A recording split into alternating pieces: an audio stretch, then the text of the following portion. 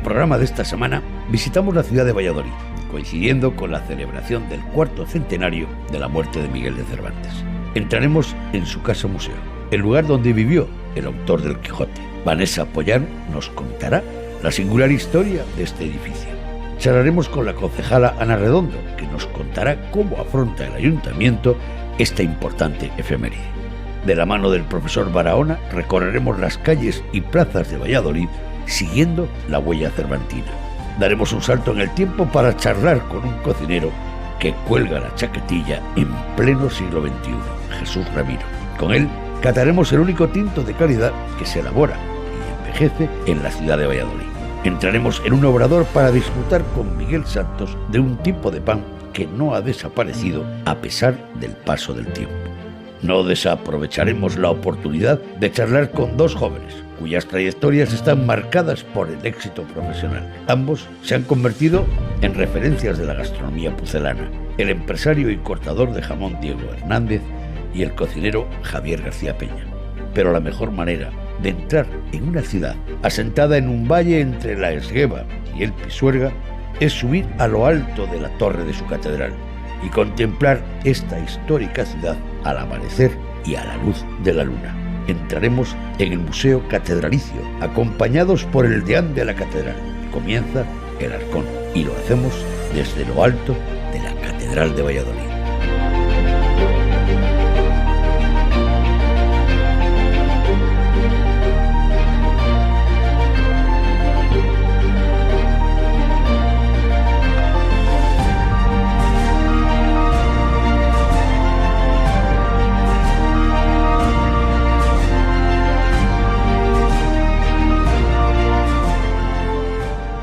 Quique, acabo de conocer que hay una rama más en Historia del Arte que se llama ascensorista de la catedral. Oye, ¿cómo ocurrió? Pues casualidades del destino. ¿Quién me iba a decir a mí que después de haber estado estudiando ahí abajo en la antigua universidad iba a terminar aquí arriba al lado del empollón que llamábamos entonces al Sagrado Corazón de Jesús? Pues digamos que querían un ascensorista con arte, no el botón sacarino al uso, sino una persona con conocimientos de historia del arte. Hasta la fecha, ¿qué tal esta experiencia de altura? Pues la experiencia ha sido muy enriquecedora. Hay días buenos y días malos, depende de la climatología más que de la gente, pero con las vistas de las que se puede disfrutar y los cambios de luz día a día, hora a hora, la experiencia ha sido muy buena, en general muy buena. Desde luego tiene que ser una experiencia fantástica para todo el que sube aquí, pero fundamentalmente para los vallisoletanos, que toda la vida han visto al Cristo desde abajo y ahora están contemplándolo casi a sus pies. El vallisoletano se sorprende de que se vea tanto y le llama la atención que esa escultura del Sagrado Corazón de Jesús, que se ve desde toda la ciudad, sea tan grande.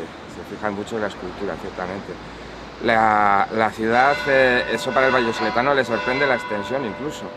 Para el ajeno a la ciudad le da una perspectiva que es como ver Valladolid a vista de pájaro, es decir, como tener un plano comentado. Esa es la expresión de todos los turistas. Quique, ¿qué es lo que estamos contemplando desde la torre de la Catedral de Valladolid? Pues desde aquí a la torre se sale por la zona norte y los turistas lo primero que ven es que la ciudad efectivamente está en un valle, se ve la altura y la anchura de ese valle, se ve o se insinúa por dónde vienen los ríos que han conformado el valle, tanto el Esgueva por un lado como el Pisuerga por el otro, y luego la descripción de los edificios más importantes. Algunos se reconocen a primera vista, como la iglesia de Santa María la Antigua, que tenemos justo bajo nosotros. Hay otros que son más difíciles de localizar, pero que al final, como el turista ya viene preparado, pues lógicamente le reconocemos enseguida.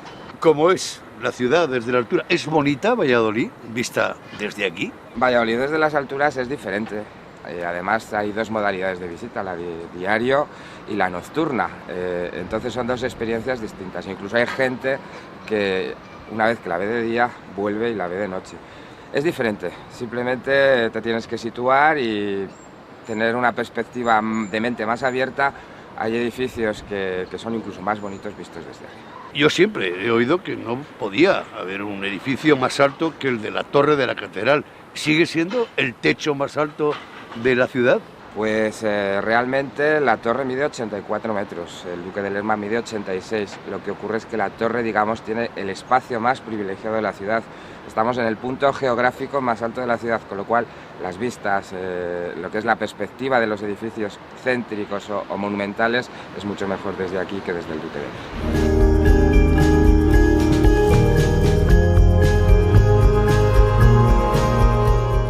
Hemos tocado el techo de la catedral, pero ahora penetraremos en su interior, en el corazón herreriano de esta imponente arquitectura que custodia José Andrés Cabrerizo, el deán de la SEO vallisoletana.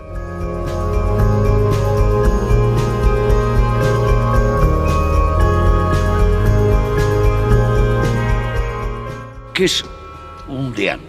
¿Cuáles son las obligaciones del deán de una catedral, en este caso de la de Valladolid? El deán surge con la figura del cabildo de la catedral. El cabildo es un conjunto de clérigos, un colegio de clérigos encargado de mantener sobre todo el culto, pero también la administración de un edificio religioso. Dependiendo de si la iglesia es una catedral o es una colegiata, una catedral es deán, una colegiata es abad. Es por elección.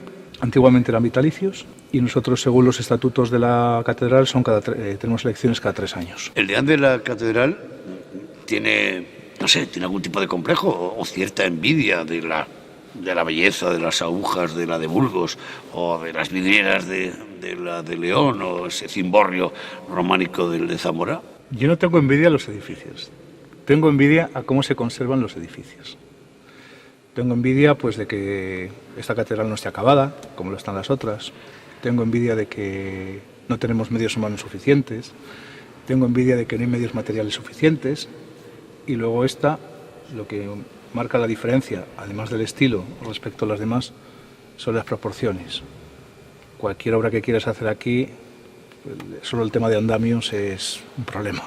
El visitante siempre se sorprende y espera que le cuenten por qué la catedral de Valladolid está sin terminar. Es una catedral inacabada por motivos fundamentalmente económicos. No es cierto la leyenda que hay que Felipe II se llevó a Herrera a hacer el Escorial, no. Herrera ya tenía prácticamente terminado el Escorial y en una visita que hace a Valladolid se le encargan unos planos y sobre esos planos se empieza a edificar. Se empieza a edificar el Felipe II cuando se eleva la iglesia valladiza diócesis y la colegiata catedral, pone como fondos lo que llamaban las cartillas de Valladolid, que era una especie de catecismo para todo el imperio. Eso fue insuficiente, al principio las obras comienzan con un ritmo muy bueno, pero menos de 100 años después se cierra lo que había hecho con estos ábsides y se quedó así. ¿Cuántas veces ha soñado el deán de la catedral de Valladolid con el terremoto de Lisboa? Ninguna. Pero sin embargo fue decisivo. Fue decisivo para el tema de la torre que se cayó. La torre quedó afectada en ese momento, no se cayó entonces, se cayó por una tormenta, había un problema de cimentación, también había un problema de debilidad de materiales. Hemos bajado del techo de la catedral, de su torre. Estamos en el interior contemplando las enormes dimensiones del aseo de Valladolid, pero el museo sigue siendo un atractivo. ¿Forma parte del complejo de la catedral? El museo se estableció en el año 1965 en lo que quedó de la antigua colegiata gótica y se utilizó como dependencias auxiliares, es decir, muy compartimentado. ¿Y ahora podemos verle? Sí, podemos verle. Se restauró en 1965 y en cierto modo se reinterpretó la estructura gótica, se rehizo bastante de la decoración gótica. Volvemos de nuevo al interior de la torre. Queremos sentir las pulsaciones de su histórico reloj y escuchar la música atronadora de la matraca.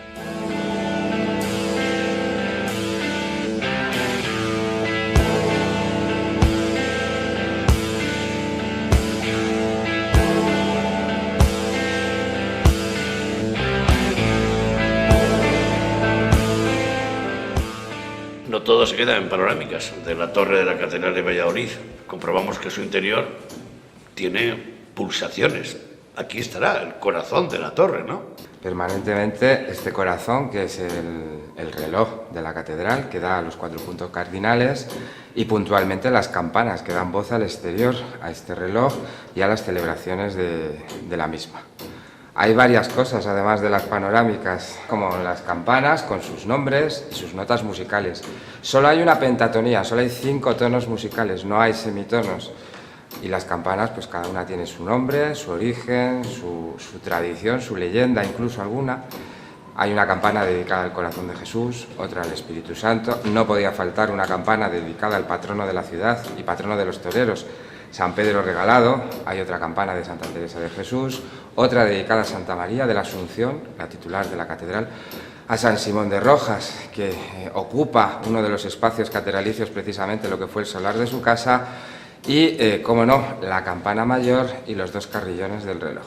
Las hay que son francesas, las hay que están hechas aquí en Valladolid y las hay que están fundidas en Bilbao, siglo XIX, siglo XX, porque nos ajustamos a los tiempos de la torre y al desastre que supuso la caída de la torre anterior. Antes de seguir con el interior de la torre, vamos a volver arriba, al Sagrado Corazón. Unas dimensiones tremendas, es una obra de arte. Pues la gente se queda sorprendida sobre todo con las dimensiones. Es 1,5 metros de peana, 8 metros de escultura y lo más sorprendente es una figura hueca de apenas 10 centímetros de grosor que se colocó en lo más alto de la torre para recordar a la ciudad que el corazón de Jesús se había aparecido aquí en Valladolid, tal y como nos recuerdan cada vez que visitamos el Santuario Nacional de la Gran Promesa. La figura, además de ser una obra de arte, que es lo que se ve al exterior, y desde abajo, desde dentro, podemos apreciar que es toda una obra de ingeniería. Tiene una estructura interior que llega hasta los hombros, que sujeta la figura y que permite que la figura esté seca y sólida. Es una estructura inspirada en la Torre Eiffel. Para montar esa estructura, arriba en la parte alta de la torre hubo que instalar 2 fraguas, porque todos los remaches se hicieron, lógicamente, al rojo vivo, y estamos hablando de 1923, los medios técnicos no eran los actuales. La figura sirve para canalizar todas las aguas. Cuando llueve se empapa, a través de esa estructura se recoge todo en una pibeta interior y después, por esas canalizaciones, cuando hace días ventilados, pues la figura se mantiene seca, evitando las grietas que hubieran generado si la figura fuera de madera. Lo primero que le sorprende al visitante pues es ver la minúscula caseta del campanero en la cual pasaba su jornada laboral desde las 6 de la mañana, que subía a tocar laudes y maitines, hasta las 3 de la tarde, que es cuando se tocaba la hora nona. Hay que pensar que a esa altura cualquier corriente de aire que haga baja mucho la sensación térmica. La caseta, el propio reloj, las pesas del reloj, son muchas los interiores ocultos que tiene la torre que el visitante puede descubrir. ¿Es cierto o es una leyenda urbana que a todos los visitantes que suben a la catedral, cuando se van, les dais la matraca? No, no es una leyenda. Todos los días damos la matraca, se oye dentro y fuera de la torre, e incluso explicamos de dónde viene la expresión de no me des más la matraca. ¿Lo podemos comprobar? ¿Para qué te crees que tengo los cascos? Lo vamos a ver y lo vamos a oír. Y si te animas, hasta te dejo darme la matraca.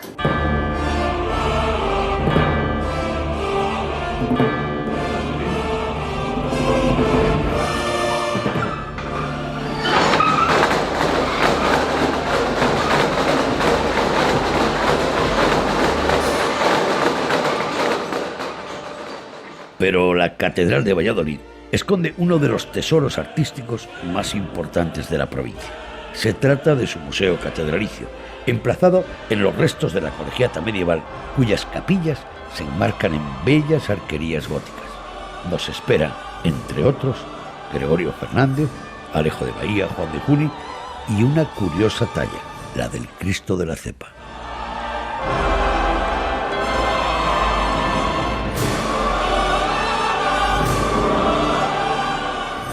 Antes de convertirse en museo, estas estancias, ¿qué eran? Esto es lo que queda de la antigua colegiata gótica. Se conservaron porque, al no estar acabada la catedral, hacían falta dependencias auxiliares. Son salas del siglo XIV.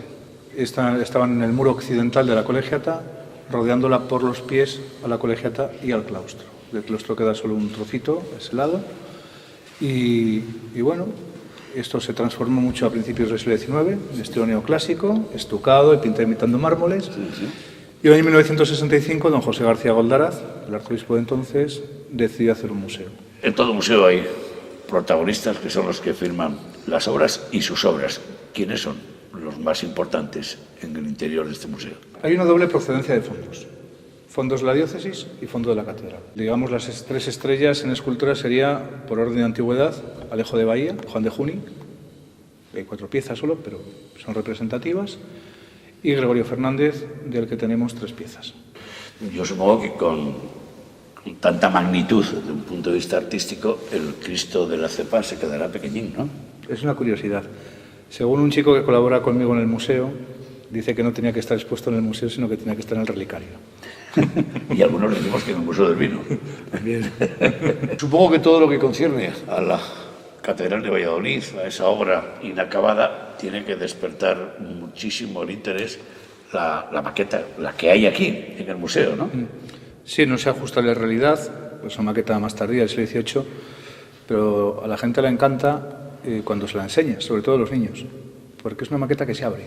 Y si en algún momento la sociedad civil o la religiosa o todos los vallisoletanos decidieran rematar y terminar la Catedral de Valladolid, ¿cómo lo vería? Ojalá se hubiese realizado el famoso concurso nacional de 1942. Quizá no que es en toda su dimensión, sería yo creo que un proyecto no realizable, pero es un cerramiento digno con la realización de un crucero. ¿El ascensor al cielo se puede coger ya desde aquí también? ¿O Cuando no? queráis. Sí, Cuando queráis. ¿Pero va al cielo o no? Sí, coloración al cielo va.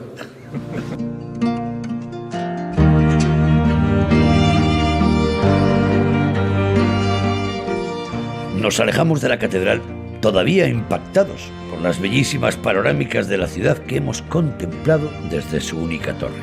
La misma ciudad que hace 4 siglos tuvo como vecino al más grande de las letras españolas, ni más ni menos que al autor del Quijote. La casa en la que vivió y los lugares que inspiraron algunas de sus obras cobran este año una especial dimensión al celebrarse el 4º centenario de la muerte de don Miguel de Cervantes. Nos dirigimos al Museo Casa de Cervantes.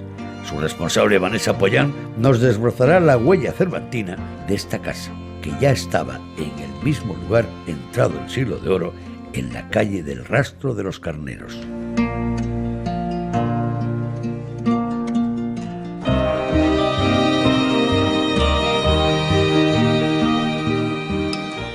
Vanessa, antes de contarme cuál es tu responsabilidad en el Museo Casa Cervantes, tú eres de un pueblo de Valladolid que tiene mucho que ver con tu trabajo y con esta casa. De Cojeces del Monte. Cuando estudiaba en la facultad hice un trabajo sobre el monasterio de la Armedilla y tuve que venir a la casa y pedir permiso para ver la portada que tenemos en el patio. ¿Dónde estamos en ese momento? Estamos en lo que fue Biblioteca Popular y Cervantina desde 1916, pero que en la época en la que Cervantes vivió aquí era la Tabernilla. ¿Vivió Cervantes en este edificio? Sí, justamente encima de nuestras cabezas. En ese piso, justo encima. Sabemos que parte de las novelas ejemplares se escriben en Valladolid, pero en este lugar, ¿qué parte se escribió del Quijote? Pues les solemos contar que pensamos que escribió aquí el prólogo y las poesías preliminares, porque la primera parte de Don Quijote de la Mancha está dedicada al duque de Béjar, y el duque de Béjar vivía aquí en Valladolid en esa época, así que nada es casual. También la tasa de por lo que tendría que venderse esta publicación, la primera parte del Quijote, fue firmada aquí en Valladolid, el 20 de diciembre de 1604. El edificio está documentado en el periodo histórico, pero sus enseres, sus estancias, sus habitaciones, lo que enseñamos a los turistas, ¿se ajusta a una época? Sí, esta casa, este edificio, la primera institución cultural que tuvo fue la Biblioteca Popular y Cervantina, y también se abrió lo que era la Casa de Cervantes para la visita. Este hecho fue posible gracias al Marqués de la Vega-Inclán y a Mr. Archer Huntington, el fundador de la Hispanic Society de Nueva York, que pusieron dinero y el rey Alfonso XIII para comprarlo. El marqués tenía muchos contactos y entonces él fue el que decidió colocar una serie de muebles del siglo XVII para ambientar esa casa típica de la época en la que pudo vivir Cervantes. Nada es de Cervantes, lógicamente, porque vivió aquí de alquiler por muy poco tiempo y después se marchó, pero sí que se ha tratado de ambientar la casa en base a los inventarios de los testamentos, a la carta de dote de la hija de Cervantes, por ejemplo, o a muchos bodegones y cuadros del siglo XVII donde podemos ver la típica escena de comedor o de cocina. Por cierto, es un museo, la Casa de Cervantes es un museo vivo a lo largo del año, además de las visitas y de atender al destino turístico. ¿Sigue con la actividad literaria? Sí, es una parte muy importante de la actividad del museo. Hacemos ciclos de conferencias, talleres infantiles para los niños. Algunos institutos vienen y dan aquí su clase de literatura del Siglo de Oro o de Cervantes y luego visitan la casa. Hemos tenido también y vamos a tener ciclo de cine en este año de Cervantes y Shakespeare también, para paralelizar un poco a las dos figuras. Así que sí, es un museo vivo con mucha actividad. Ya estamos dentro de la celebración del cuarto centenario. Supongo que tendréis más trabajo en la Casa de Cervantes. Pues intentando sacar muchas fuerzas, porque llevamos solamente un mes y medio del año cervantino y estamos hasta arriba de peticiones, de información, de grabaciones de prensa, pero bueno, todo es positivo. Estamos teniendo muchísimos más visitantes que el año pasado. Hemos superado en un 200% las cifras de enero del año pasado, así que eso siempre es positivo. Danos una razón, o las que quieras, por las que en esta época y coincidiendo con el cuarto centenario es obligada la visita a la Casa de Cervantes en Valladolid. Hay que venir siempre a los museos y a la Casa de Cervantes. Cervantes es universal, Cervantes nos ha dejado mucho más de lo que creemos nosotros. Hay tantas frases que usamos hoy en día que son de Cervantes y que están en el Quijote, y además esto es cultura. Todo el mundo estudia a Cervantes y habría que seguir releyendo a Cervantes una y otra vez.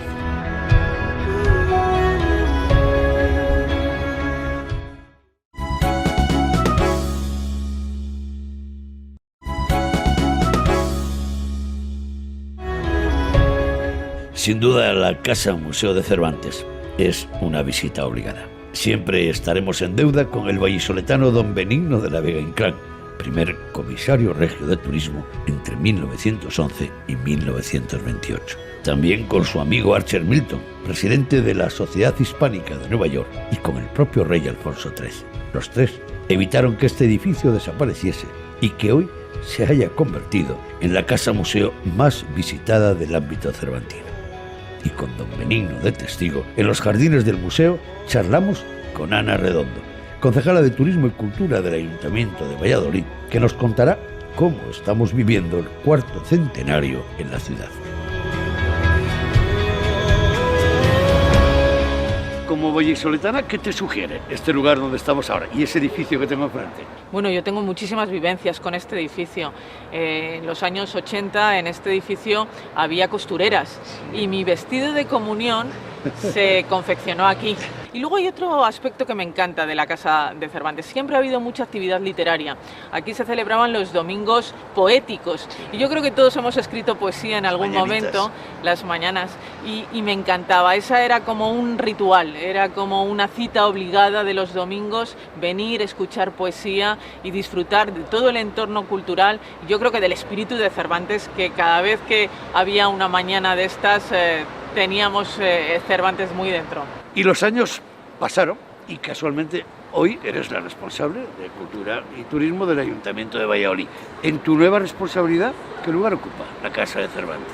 Bueno, la Casa de Cervantes, sobre todo este año, el año del centenario, es un centro obligado de peregrinación para cualquier amante de la literatura y yo creo que para cualquier vallisoletano. Esta casa, además, no entra dentro de mis responsabilidades directas porque, como sabes, depende del Ministerio, pero la colaboración con las administraciones es muy intensa, sobre todo la colaboración con el Ministerio desde la Casa de Cervantes o desde el Museo de Escultura es sistemática, permanente, y hay muchas actividades que vamos a desarrollar desde el Ayuntamiento con Casa de Cervantes. Las ciudades no solamente son importantes por quien las descubre, quien las funda o quien las desarrolla. Dicen que cuando hay un personaje literario en una ciudad le dan un toque culto importante.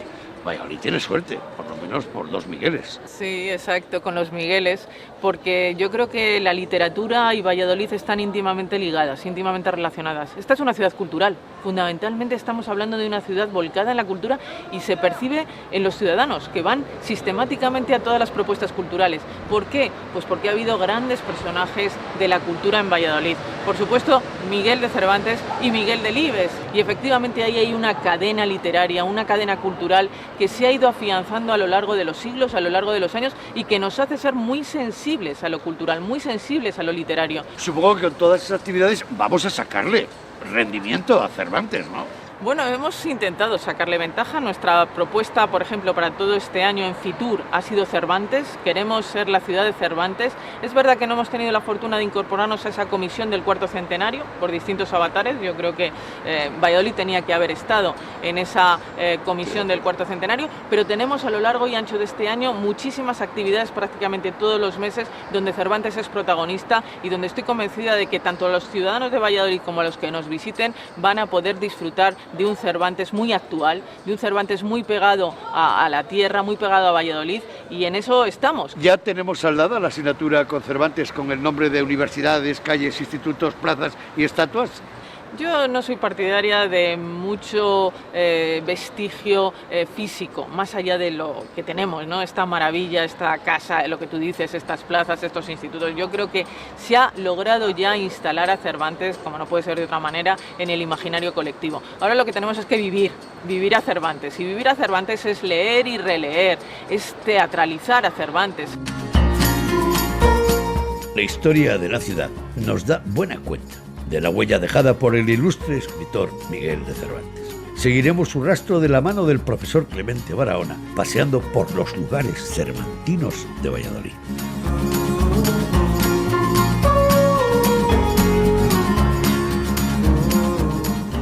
Está suficientemente documentada la presencia y la huella de Miguel de Cervantes en la ciudad de Valladolid. Está totalmente documentada, y es más, no solo la estancia, sino tenemos que hablar de las estancias. Bien es cierto que la primera, Miguel de Cervantes, cuando vino a Valladolid tenía 4 años. Y es más, aquí nació la hermana pequeña llamada Magdalena de Miguel de Cervantes. Y luego la segunda estancia, la segunda residencia, ya fue 50 años casi después. Y aquí es cuando ya, evidentemente, ha terminado la primera parte del Quijote. Ha escrito el prólogo aquí porque hay un librero que vive en Valladolid y Cervantes le manda esa primera parte para que vaya imprimiendo y vaya adquiriendo los permisos necesarios para la publicación del Quijote. La segunda vez viene con sus hermanas, que son modistas, y tiene su clientela en Madrid, en Alcalá, adinerada. Entonces, como aquí está la corte, vienen persiguiendo un poco a esa clientela. Pero Cervantes también viene para obtener el favor del rey y de la corte.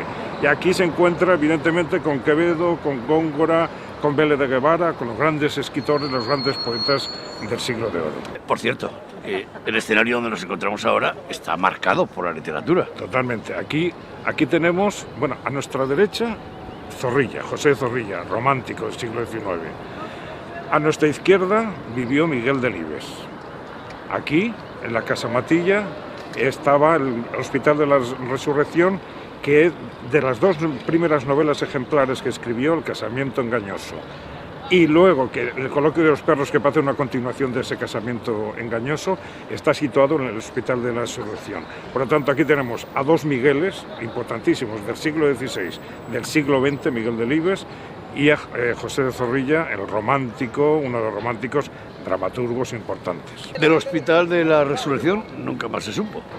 Pues no se supo relativamente, porque lo tenemos, por lo menos la fachada del pórtico, lo tenemos en la Casa de Cervantes, en el Museo de la Casa de Cervantes, y que recuerda que aquí Cervantes siguió con su creatividad, con su labor literaria, escribiendo 3 novelas, no solo Coloquio de los perros, El casamiento engañoso, sino también una tercera novela, que es El licenciado Vidriera. Que sepamos, esas 3 seguro que las escribió aquí. ¿Hay más huellas de Cervantes en la ciudad de Valladolid? Hay un lugar importantísimo, que no era el primer emplazamiento, pero un lugar muy importante. Y si quiere, vamos para allá, que es la Plaza de la Universidad, donde está la estatua de Cervantes. En presencia de Miguel Cervantes. Efectivamente. La estatua de Cervantes es todo un icono en el paisaje urbano de la ciudad. Precisamente aquí, en la Plaza de la Universidad, continuamos charlando con el profesor Barahona.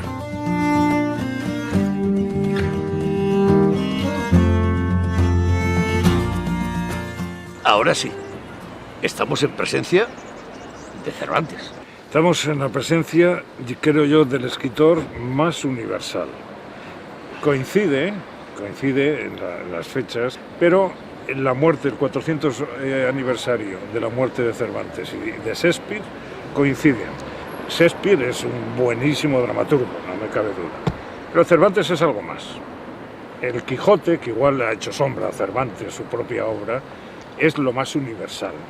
Miguel de Cervantes es el que abre la veta realista, junto a Lazarillo de Tormes en el siglo XVI también, la veta realista de la literatura española. Y como él mismo dice, puso su ingenio y es el primero que escribe en castellano esas novelas ejemplares que son de influencia italiana.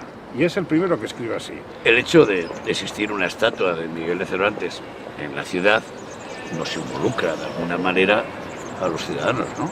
Esta estatua tiene una historia muy curiosa. En un principio, por suscripción popular, porque el ayuntamiento sí que donó algo de dinero, pero no llegó, no era lo suficiente, y casi puerta a puerta, por suscripción popular vecinal, se construyó esta estatua, que no estaba aquí en la Plaza de la Universidad, donde se lleva desde 1885 más o menos, sino que estaba cerca de la casa, de lo que es hoy el Museo de la Casa de Cervantes. Pero cuando se hicieron las obras en Miguel Íscar, pues esta la traen aquí y ya la dejan ya situada en la Plaza de la Universidad, y aquí lleva desde 1885, enfrente de la universidad, importante, donde estudió también Quevedo. Un acontecimiento como el cuarto centenario de la muerte de Miguel de Cervantes nos obliga a tomárnoslo más en serio todos. Yo creo que totalmente, porque ya no se trata de Valladolid, no se trata de Castilla y León, no se trata de España o de las nacionalidades de España, sino que se trata de algo universal, de algo mundial. Y tenemos el privilegio de tener un compatriota, alguien nuestro que ha saltado todas las fronteras y después de 4 siglos siguen, ya le digo, en cualquier rincón del mundo leyendo el Quijote. Y seguimos leyendo el Quijote. Ojalá lo leyésemos un poco más.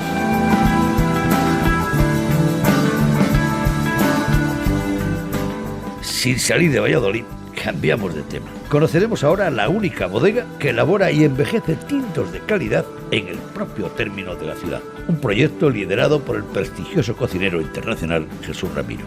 Él nos contará por qué ha colgado la chaquetilla de cocinero después de 40 años de actividad profesional. Ramiro nos recibe a la puerta de su pequeño lagar. Ramiro, ¿es verdad que has dejado de cocinar? ¿Que has colgado la chaquetilla? Es verdad, ya se terminó. Después de 45 años, ya está bien. ¿Ya has dejado de cocinar? Cocino ahora para mí, para los amigos, para mi mujer, pero no profesionalmente. Se acabó la comanda, los restaurantes, la mise en place, esa presión se acabó, seguro. ¿Y a qué te vas a dedicar ahora? Bueno, voy a seguir cocinando, pero de otra forma. Para mí, eso me hace falta. Yo me levanto toda la mañana y me pongo a cocinar. Pero de otra forma, no sin cliente delante. Esa presión ya no está para mí. ¿Y a qué te vas a dedicar? Pues lo que llevo también muchos años dedicándome a hacer vino. Ya llevo 15 años. ¿15 años haciendo 15 vino? años, desde 2001. ¿Y en ese mismo lugar? Aquí, ahora te lo enseño, ahora mismo lo vemos. Pero Bueno, es en Valladolid. Valladolid, término de Valladolid. ¿Y envejeces? Envejecemos las barricas también, exacto, en barricas su tiempo determinado, normalmente son reservas, 24 o 30 meses. Bueno, ahora vamos a ver. Venga. ¿Cómo se llama el vino? Ramiro, no somos muy creativos, todos con el mismo nombre, todos. Jesús Ramiro levanta su copa de vino, pero dice adiós a las sartenes, a un oficio que le hizo viajar a muchos países, representando siempre a Valladolid y a Castilla y León. Su enorme archivo documental nos permite hoy reconstruir una de las trayectorias más notables de la cocina española.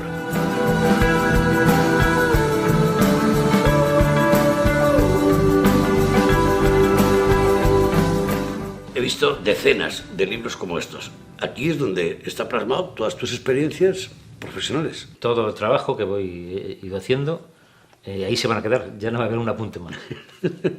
Pero lo hacías de tus viajes, de cada restaurante donde estabas, de tus jornadas. Dedicados a uno de agenda de viaje, todo lo que pasaba de gastronomía en mis viajes, e incluso en Valladolid, todo lo apuntaba. Luego también tenía de I+D, de las mejores experiencias, pues cada libro está dedicado a una cosa. ¿Cómo empezaste en la cocina? También de casualidad, yo quería trabajar, éramos una familia muy humilde, mi ropa era todo lo que heredaba de mis hermanos mayores, yo estaba en el medio, era el tercero, y quería trabajar. No es que haya pasado hambre en casa, pero no tenía caprichos, ¿no? Y no tenía... y lo decidí, compré el norte de Castilla, casualmente. Se necesita pinche para el mercado central. Yo pensé que era donde pescado. De hecho, así fui. Con el periódico, necesitan pinche, no, es arriba en el restaurante. Y así, empecé haciendo churros. En el restaurante del mercado central. El primer entrenamiento que tuve con Lorenzo García, un gran cocinero. Lorenzo, ya lo creo. En la masa que sobraba de los churros, me la ponía en las sartenes para entrenarme a dar la vuelta a la tortilla de patata. Luego llegó el momento del restaurante La Fragua, en pleno Paseo Zorrilla de Valladolid. Ahí donde ya... Ahí te marcó La Fragua. Sí, mucho, porque realmente era un restaurante de mucho nivel y uno aprendí a cocinar. Y es más, estando en La Fragua es cuando empecé a hacer mis primeros stacks de cocina. Uno de ellos en Arzac. Y claro, para mí ya la visión fue totalmente diferente de la cocina. Como José Antonio Garrote. Bueno, para mí era como un padre. Aparte de que estaba con la cocina, pero a nivel personal, yo siempre se lo he dicho a él y a sus hijos, a Óscar y todos, que ha sido mi segundo padre. Y un tío de Gómez Narro, cocinero vallisoletano, llega a América y llegas a tener 3 restaurantes al mismo tiempo. En 3 años abrí República Dominicana, en 4 años, del 85-86 al 90. Puerto Rico en el 89 y Miami en el 90. Por cierto, en los últimos años del Ramiros de Puerto Rico, fuiste el que conseguiste llevar allí a Ferran Arzac, la cita más importante que había de la cocina mundial en el Caribe. Con Juan Mario Arzac, sí, seguro. Fue en las últimas jornadas que hice, porque hice como 40 jornadas. Llevé 40 cocineros, bodegueros, periodistas. Cada año llevaba a un grupo de gente para hacer las jornadas que los puertorriqueños lo esperaban como agua mayo, porque era como te puedes llevar a España a Puerto Rico, ¿no? Lo agradecía mucho. Solo por un momento abandonamos el taller de cocina para dirigirnos al interior de la bodega y pasear por las viñas testimoniales que en la finca tiene Jesús Ramiro.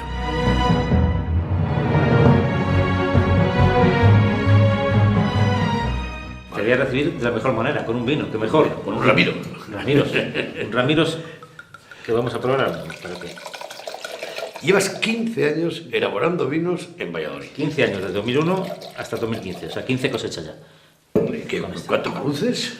Pues 3.500 a 5.000 máximo. Hay 2 hectáreas y eso es todo lo que dé el viñedo. Depende del año, pues esa es la cantidad. ¿Cuándo salta la chispa para que decidas elaborar vino en tu casa? Fue muy casualidad, en el año 2000, estoy en California, en San Francisco, llamo a Mariano García, me dice, pues está mi hijo también aquí en San Francisco. Le llamo, me da el teléfono, nos ponemos en contacto, cenamos juntos. Digo, ¿te acuerdas del garaje que tengo en casa ahora que está de moda? ¿Hacemos una bodega? Y así empezó todo. Oye, ¿y todo esto dónde lo vendes? Pues el 90% va al extranjero, 4 países en concreto porque no tenemos producción para más. Brasil, Bélgica, Suiza y Gran Caimán. Tienes claro que te vas a dedicar al vino a partir de ahora. Sí, porque es mucho más tranquilo que la cocina. El vino hay que dejarlo en paz, que se vaya haciendo solo, y la cocina que está todos los días. Y yo ya, después de 45 años, son muchos años ya en la cocina. Bueno, y es un vino que ahora has tenido buen refrendo siempre en los medios escritos, en los incluso en Estados Unidos. Robert Parker también nos dio buenas puntuaciones cuando lo probaban. Y bueno, como es poco, pues poco se habla porque le prueban muy pocos. 3.500 botellas no dan para mucho. Y si el 90% va fuera de España, y aquí pues se ha repartido siempre para los conocidos. Aria le tenía en su restaurante, Arzac, Subijana, Madrid, Isabel Gallego, Perrumbre, una docena, Adolfo de Toledo, me le sigue pidiendo él porque quiere tenerle siempre en la carta, que como él también hace vino, es cocinero y viticultor, y le encanta también el mundo de vino.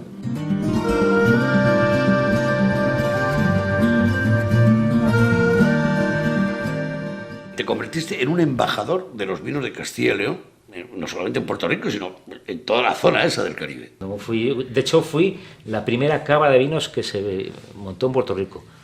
Todo el mundo compraba cámaras para el pescado, para la carne, pero para el vino, imagínate el Caribe, como estaban los vinos de calientes, ¿no? ¿Y te visitaban los famosos de entonces, los famosos de Hollywood, bueno, Julio Iglesias y todos? Españoles todos. Camilo VI, Julio Iglesias, Rocío Jurado, Lola Flores, todos. Y luego a nivel de Hollywood, pues desde George Clooney a Denzel Washington, todos los famosos. Y con esa mochila cargada de éxitos profesionales y personales, vuelves a tu tierra, llegas a Valladolid y con tu hijo logras la primera estrella Michelin. Si la consiguió él, mucha gente que sí, lo típico, el padre siempre se lleva los honores, ¿no? Pero el que consiguió la estrella fue el que estaba ahí todo el día a pie de cañón. Primer restaurante panorámico de la ciudad. Buenas vistas y además un sitio muy especial. ¿Sí?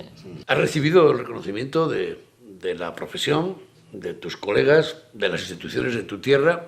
¿Estás satisfecho? Sí, muy satisfecho, sí. Yo muchas veces cuando me acuesto lo digo, he hecho todo lo que quería hacer en mi vida. O sea, yo me muero dentro de un año y me muero tan tranquilo, porque he hecho todo lo que quería hacer. He conseguido todo lo que quería conseguir. laboralmente, sobre todo, y estoy muy contento, satisfecho. Y tienes continuidad, tu hijo. Sí, exacto. Y sobre todo, mira, fíjate, una de las cosas, has dicho la continuidad, también el dejarlo es porque Jesús Ramiro somos dos, y siempre el padre al padre. Si yo lo dejo, ahora va a ser el hijo porque no hay otro más. Y es buen momento para que él empiece a crecer, ¿no?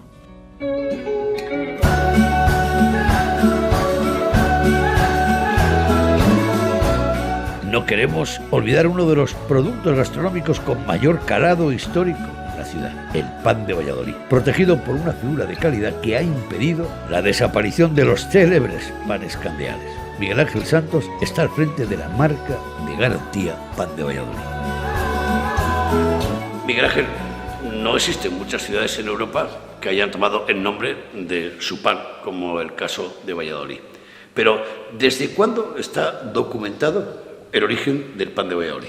Pues tenemos documentación del siglo XIII, así lo avalan los estudios cuando hicimos la marca de garantía, y también existe referencia con Carlos V, que se lo hacía llevar al monasterio de Yuste cuando se retiró de sus funciones de rey, y se lo llevaban pues un par de días a la semana. ¿Cuándo deciden los panaderos de Valladolid proteger este tipo de pan con una figura de calidad? Pues como te decía, empezamos con la idea en el año 2000. Al no haber ningún camino anterior que pudiéramos seguir, pues fue muy costoso, y estuvimos 4 años con estudios, preparando un reglamento, haciendo los estudios, como digo, históricos, de elaboración y demás, para llegar ya por fin en septiembre, creo que fue en septiembre de 2014, la consecución definitiva por parte de la Junta de Castilla y León del título de marca de garantía. Desde entonces, ¿cuáles son los panes de Valladolid que amparan la marca de garantía? Sí, mira, tenemos los panes, los podemos distinguir por el tipo de masa, ¿vale? Masa dura, que son los candeales, ¿vale? Que son estos, el lechuguino, un pan de cuadros. Luego tenemos un semicandeal que llevan una proporción un poco mayor de agua, hasta un 55%, ¿vale? Que es el semicandeal de picos, y la Fabiola, que es este de aquí, ¿vale? Y además tenemos luego los rústicos, que digamos ya son las masas de flama, que son masas mucho más hidratadas con harinas más flojas. Pero todo ese esfuerzo se tiene que trasladar al consumidor y al comensal. ¿Cómo un ama de casa o un restaurante puede saber que lo que está ofreciendo es un pan de Valladolid con marca de garantía? Pues lo primero, nos identifica, recuperamos, muy importante, recuperamos el sello. Los sellos famosos, ¿vale? Bigardo se llamaban en su día, y que vienen de los egipcios, los sellos del pan. Y lo recuperamos. Entonces, su marca identificativa, evidentemente, es su sello, ¿vale? Y no obstante, nosotros le dotamos de una bolsa identificativa, que para que no se cometa ningún tipo de fraude, etcétera, etcétera. Todos hemos oído muchas veces en Valladolid, cuando venía de fuera, que qué pan más rico tenéis. No había más que abrir el pan para comprobar que era una masa diferente, que tenía un aroma diferente, una textura diferente. Este sería el del restaurante, ¿vale? Vemos que es una miga muy blanca. Que es lo que llama la atención. Exactamente. Alvéolos muy pequeñitos, y los cortes, bueno, pues que son, digamos, esto lo llamamos el corrusco que llamamos aquí en Valladolid, pero bueno, se llaman canteros, ¿vale? ¿Es el salvoconducto de este pan para el futuro? Sí, desde luego es la única forma que tenemos, porque nosotros cuando empezamos a pensar esto teníamos un problema, y es que el consumo del pan candeal se estaba perdiendo absolutamente en Valladolid, y nos parecía una auténtica aberración que el candeal se perdiera en Valladolid. Antes de marcharnos de Valladolid, en su Plaza Mayor hemos quedado con 2 jóvenes cuyas trayectorias están marcadas por el éxito profesional. Ambos se han convertido en magníficas referencias de la gastronomía pucelana. Diego Hernández, joven empresario y campeón de España de corte de jamón, ha sido embajador del jamón ibérico español en cerca de 30 países, mientras que el cocinero Javier García Peña, con un amplio currículum profesional, a pesar de su juventud, alcanzó la popularidad gracias al programa de televisión Top Chef. Javi Peña y Diego Hernández son 2 referencias, 2 caras jóvenes, dinámicas y emprendedoras de la gastronomía vallisoletana.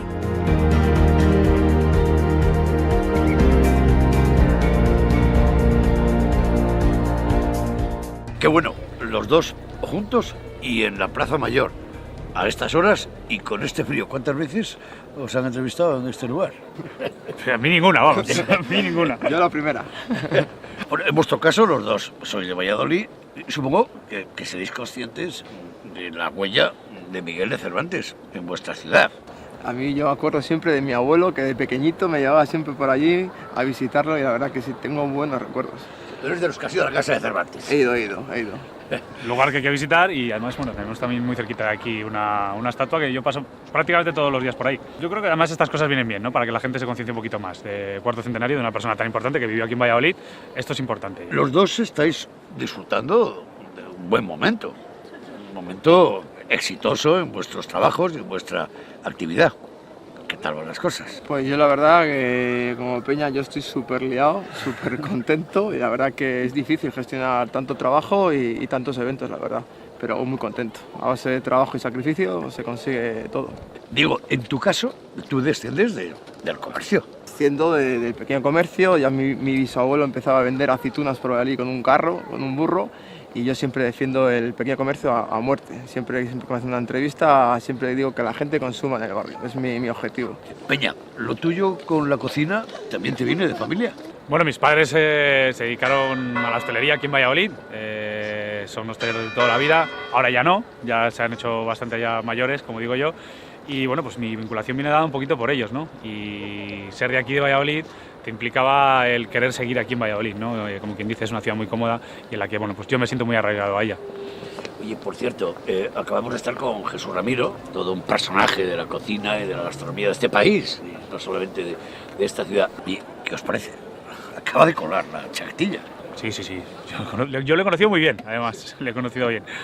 No sé si tú también has tenido... Yo he coincidido con él en 2 viajes, en San Paulo y en otra ciudad que no me acuerdo ahora mismo. Y la verdad que Jesús Ramiro, aparte de ser muy buena persona, a mí me enseñó y me dio muy buenos consejos. Y te hablo de hace ya 6 o 7 años. Se ha colgado la chaquetilla, ya, definitivamente. Pues sí, ha colgado la chaquetilla y es algo que a mí me sorprende. Es un tío con mucha vitalidad, Jesús, y siempre la ha tenido y siempre se ha movido mucho y siempre ha sido el primero en hacer cosas. Yo creo que, bueno, pues no vamos a decirlo así, una gran pérdida, no personal, pero sí profesional.